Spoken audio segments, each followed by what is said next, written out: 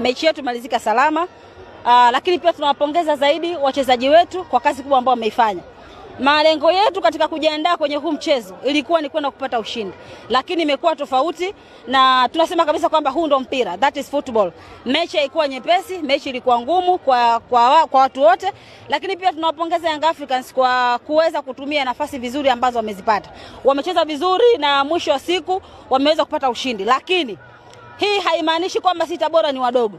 Unaweza ukaona kwamba katika duru ya kwanza Tabora tulishinda magoli 3-1 kwao, na leo wametufunga sisi 3-0.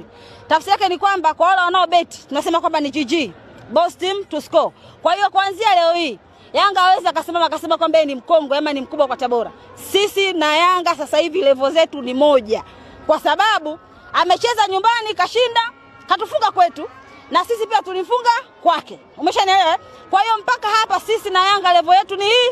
Level yetu ni moja katika timu ambazo zinazoshiriki ligi kuu ya NBC soka Tanzania bara. Ukija katika maeneo mengine sisi ndo kama Ahly, Mamelodi